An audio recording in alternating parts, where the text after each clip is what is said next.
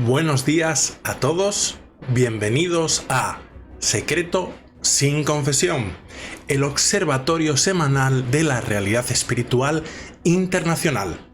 Es el nuevo espacio que he ideado y en el que te traeré el análisis de toda la actualidad religiosa internacional, contada con una mirada diferente. Lo vas a comprobar. Como consultor internacional y experto en historia de las religiones, te intentaré explicar de manera sencilla qué hay detrás de cada actuación y decisión tomada por parte de los principales líderes e instituciones espirituales del mundo bajo el enfoque de análisis interdisciplinar de las ciencias religiosas. Es decir, uniré información contrastada con mi opinión sobre los motivos reales de lo que ocurre, además de noticias culturales, alusiones a nuevos libros de interés, temas históricos, actividades y eventos que sean de vuestro interés. Si eres nuevo en la plataforma, te invito a que te suscribas y sigas cada nueva entrega semanal. Hoy es sábado 23 de julio de 2023, nuestra tercera edición. Los principales temas y noticias que trataremos en el día de hoy son muy interesantes, así que sin perder un segundo comenzamos y te invito a que te quedes hasta el final y me des tus impresiones sobre todo lo que hablemos. Quiero saber si estás de acuerdo o no con la información y el enfoque que te traigo de cada una de estas noticias. Verdaderamente, la semana, en mi opinión, viene cargada de noticias que son interesantes, curiosas y algunas llevan a pensar qué hay detrás de esas actuaciones. Primera noticia. Italia ha dejado de ser creyente según las últimas estadísticas. Según las fuentes consultadas y que han aparecido en diversos medios de comunicación principales, Italia estaría ahora en una época postcristiana. Y es interesante analizar estos datos de tipo estadístico porque Italia, como sabemos, es, digamos, el bastión de la cristiandad, el bastión específicamente de la Iglesia Católica. Recordemos que en Roma, capital de Italia, está el Vaticano y la Santa Sede. Durante siglos ha sido Italia el bastión de la ortodoxia, el bastión de la fe. Muchos y muchos papas en la historia de la Iglesia, recordemos, han sido italianos. Y solo recientemente han comenzado a producirse nombramientos de papas. Lo hemos visto a partir de Juan Pablo II, de papas que no eran italianos, polaco, alemán y el actual argentino. Inicialmente, en los primeros siglos de la historia de la Iglesia, sí hubo papas de otros lugares, pero durante muchos siglos los papas han sido italianos. Y entonces, ¿qué es lo que ha pasado? ¿Qué es lo que se ha producido para que haya esta caída en los creyentes? Sea como sea, vamos a analizar antes de nada las cifras. Il Giornale se hace eco de esta reciente encuesta en la cual se informa que más de un tercio de la población italiana, el 37%, atención, se declara no creyente, frente al 13,8% que se declaran creyentes y asisten regularmente a misa. El resto de la población estaría en otras categorías no encuadradas en estas dos, pero esto es alarmante. Actualmente, a día de hoy, Italia, podemos decir que ha dejado como tal, según estas cifras, de ser cristiana. Según la encuesta que ha sido realizada por Euromedia Research para el mensual Il Timone, se trata de una pequeña minoría formada por unos pocos fieles jóvenes y ancianos los que acudirían a misa. y son creyentes, este 13,8% que acabo de mencionar hace unos momentos, y que además están bastante bajos, podemos decirlo así, en cuanto a conocimientos sobre la propia fe, en tanto que, por ejemplo, el 32% de esos desconoce el significado de la Eucaristía, menos de 6 de cada 10 participantes saben en qué consiste la confesión, mientras que el 66% de los practicantes siempre confunde o ignora la definición de resurrección de la carne. La religiosidad, por tanto, y en conclusión, está perdiendo el elemento de participación en la misa dominical. Estamos hablando en el caso italiano, y que sería extrapolable, lo podemos ver en otros países, pero Italia como bastión católico, pues evidentemente pues llama poderosamente la atención que esté pasando esto.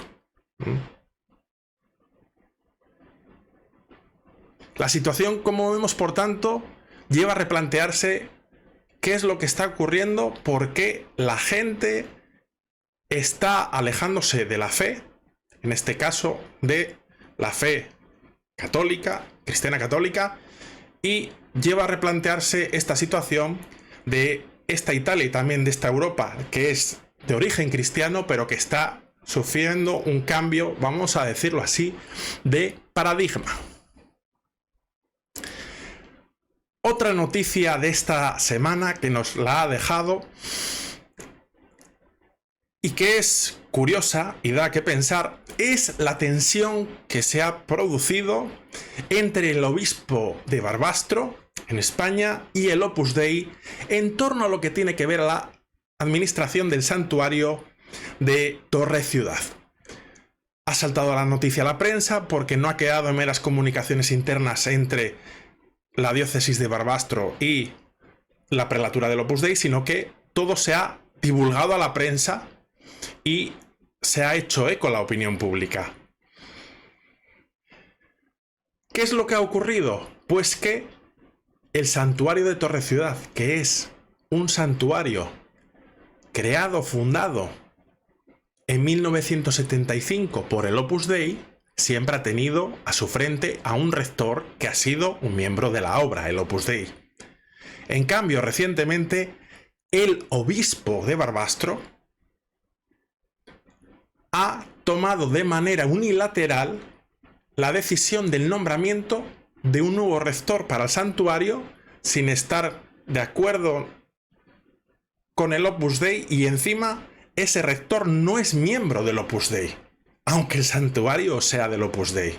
A priori, esto ha causado un gran impacto y se da la curiosa situación en que ambas instituciones han emitido comunicados públicos en las cuales el Opus Dei manifiesta que estuvo en conversaciones con el obispado, pero que pidió tiempo para proponer a un candidato, y por su parte el obispado, haciendo un poco la síntesis de todo lo que ha pasado en estos últimos días, dice que por parte del Opus Dei no se propuso a nadie, que se les dio un tiempo prudencial y una fecha límite para hacer la propuesta, y al no haber propuesta, pues tuvieron que elegir a un nuevo rector del seminario, del santuario.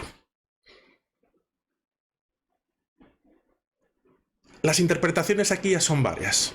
Hay gente que está a favor de la postura, la posición del Opus Dei, y hay gente que está en favor de la postura del obispo.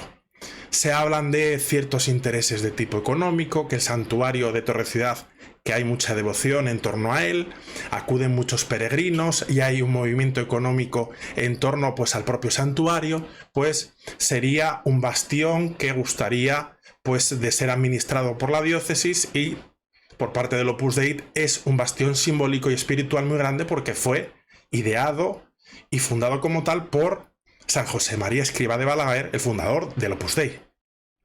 Pero ahora vamos a lo profundo de la noticia. Algunos sostienen que en esta decisión y ejecución hecha de esta decisión por parte del obispo estaría el hecho de que, recordemos que recientemente, hace algunos meses, el Papa Francisco, a la prelatura personal del Opus Dei, le quitó el rango de diócesis, y a partir de ese momento ya no iba a depender del dicasterio de obispos, sino pasaría a depender del dicasterio del clero. ¿Esto qué conlleva en la práctica? Que el prelado del Opus Dei, que antes era un obispo y por tanto tenía la misma jurisdicción y autoridad que un obispo, ya no tiene jurisdicción episcopal. Y aquí es donde está la cuestión.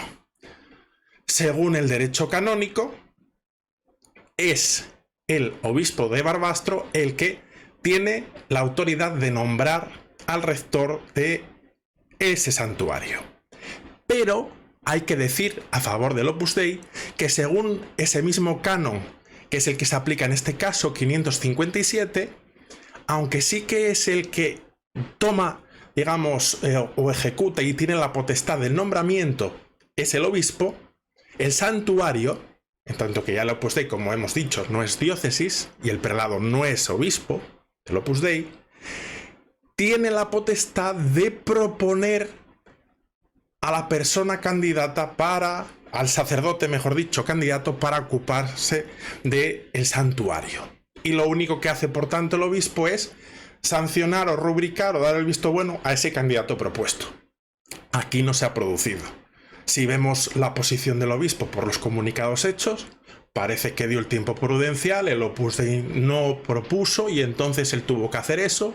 Por parte del Opus Dei dicen que no es así, que pidieron tiempo y que estaban en proceso de elección de ese candidato, pero que el obispo obró de esa manera. El caso es que, bueno, veremos en próximos días y semanas si hay un acuerdo amistoso o ese conflicto a nivel eclesiástico puede llegar inclusive a nivel de la Santa Sede, para que sea resuelto de manera imparcial por parte de la Santa Sede en esta tensión entre el obispo de Barbastro y el Opus Dei por el santuario de Torre-Ciudad. Y otra noticia interesante que nos ha dejado esta semana es el exilio del secretario de Benedicto XVI, Monseñor Georg Wanswein, en Alemania. Tenemos que recordar que después del fallecimiento de Benedicto XVI, la figura de Monseñor Georg Wanswein ha sido un tanto polémica en el sentido de que publicó una especie de memorias en las cuales contaba su día a día con el Papa Emérito. Recordemos que no solo estuvo con el Papa Emérito siendo secretario, sino que fue secretario en su época de Papa, pero también fue secretario cuando Benedicto XVI era cardenal. Entonces, aparte de contar esas vivencias con él y también de su etapa de Papa Emérito, también da pinceladas personales sobre cómo eran las relaciones entre Benedicto XVI y Francisco, cosa que podía haber molestado a la Santa Sede y al propio Papa Francisco. Esto más algunas entrevistas, varias entrevistas a medios de comunicación que dio después de la muerte del Papa Benedicto XVI, donde contaba cosas cotidianas de su relación con Benedicto XVI, es posible que llevase a la decisión del Papa de relevarlo de su cargo de prefecto de la Casa Pontificia. Esto se produjo así y la noticia ahora es que el Papa le dio como fecha límite el 1 de julio para dejar la Santa Sede y dirigirse a Alemania, en concreto a la Archidiócesis de Friburgo, donde se debería instalar. Hay que decir que antes de esta decisión parece ser que se le hizo la propuesta de ser obispo de alguna diócesis, pero declinó la propuesta. Quedaba entonces a ver, una vez el regreso, que efectivamente se produjo ese regreso el 7 de julio. Desde el 7 de julio se encuentra Monseñor Georg Wanswein en Friburgo, instalado concretamente en una residencia en el colegio Borromaenum, ver qué funciones podría tener. Por su dilatada trayectoria, su nivel intelectual, cabría suponer que ocupase algún tipo de cargo a nivel de la archidiócesis de manera permanente, pero el caso es que no se le ha dado ningún cometido. La propia archidiócesis ha comunicado que no va a tener ningún cometido permanente, o al menos de momento. Veremos qué pasa en un futuro. Puntualmente podrá administrar el sacramento de la confirmación si así se lo pide el arzobispo de Friburgo, o participar de los cultos de la catedral y alguna cosa puntual, pero como digo, no de manera permanente. Algunos, un sector crítico, piensa que es un castigo a Monseñor George Wanswain y que se está perdiendo un gran activo dentro de la Iglesia Católica a nivel de la Santa Sede. Otros piensan que está bien. Hay opiniones para todos los gustos. Esta es la información y veremos en próximas semanas, meses, si al final le dan algún cometido de mayor importancia o de mayor utilidad, mejor dicho, a Monseñor George Wanswain en Alemania, en Friburgo o en otro destino. La siguiente noticia que nos ha dejado esta semana, que es quizás un poco sorprendente o curiosa, es una noticia respecto al budismo y una actividad que está presente en España, Cáceres. En Cáceres se está construyendo, está en proyecto el mayor Buda, la mayor figura, imagen de Buda del mundo, en un lugar donde realmente no está claro si existe una presencia budista destacada como para que se lleve a cabo esta iniciativa, según las fuentes consultadas. En los últimos días se han publicado en los medios extremeños algunas noticias sobre el complejo budista que se proyecta levantar en Cáceres.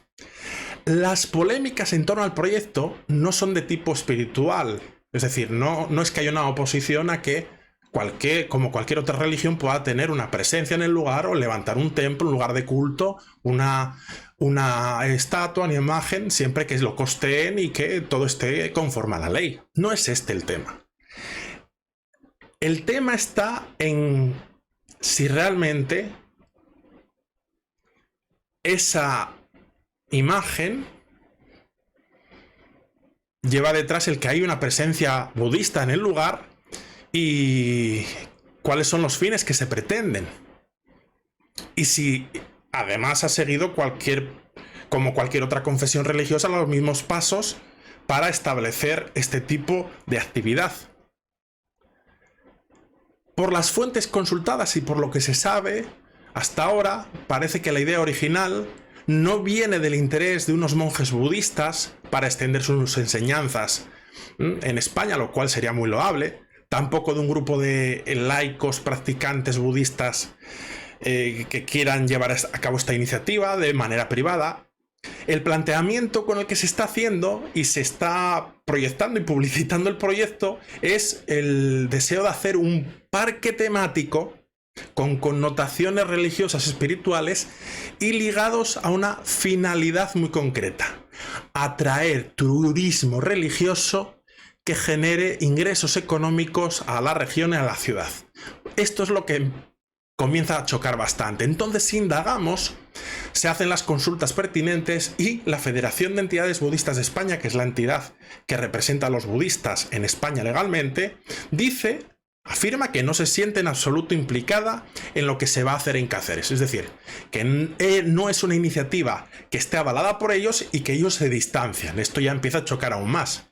Sorprende, pues, que las autoridades civiles de Extremadura hayan dado las autorizaciones, se hayan cedido los terrenos y se vayan a desarrollar esta actividad, que en principio se hace por una entidad de fines espirituales supuestamente, pero que al final tiene un fin turístico y económico práctico. ¿Quién estaría detrás de esta iniciativa? Eso sí que se sabe. Es la Fundación Lumbini, que dice estar dentro de la filosofía budista, pero que fue creada muy recientemente, en concreto en el año 2021. ¿Qué pasará? Se acabará desarrollando toda la actividad, la imagen será levantada, se hará este proyecto turístico, se frenará y esclarecer un poco más qué hay detrás de toda esta actividad. ¿Solo es una cuestión de turismo religioso o va a haber un desarrollo de tipo espiritual al respecto? Veremos en próximas semanas, quizás mejor dicho, en este caso meses. Y otra noticia que también trae esta semana y es interesante es que la Iglesia Anglicana de Angola y Mozambique elige a su primera mujer obispo en la historia. Por primera vez en la historia de la Iglesia Anglicana de Angola y Mozambique va a tener una mujer obispo. Ya ha sido elegida, queda que se lleve a cabo su consagración. La obispo electa, reverenda Filomena Tete Estevao, será la primera mujer obispo de la Iglesia Anglicana de Mozambique y Angola. Tenemos que recordar que la Iglesia Anglicana se ha sumado a la iniciativa que ya es común de otras provincias anglicanas como Kenia, que tienen obispos mujeres. Hace varios años la comunión anglicana con el arzobispo de Canterbury a la cabeza aprobó que hubiese obispos mujeres y desde ese momento, cuando las provincias lo estiman oportuno, han elegido mujeres obispos. Ya hay varias. Pues ahora, en este caso, está el hecho histórico de que la Iglesia Anglicana de Angola y Mozambique va a tener su primera mujer obispo, que es esta reverenda Filomena Tete Estevao. Va a suceder al reverendísimo Andrés Soares, quien se jubiló en diciembre de 2022 para ocupar la diócesis de Bon Pasteur, que se formó en 2021, es decir, que es una diócesis joven.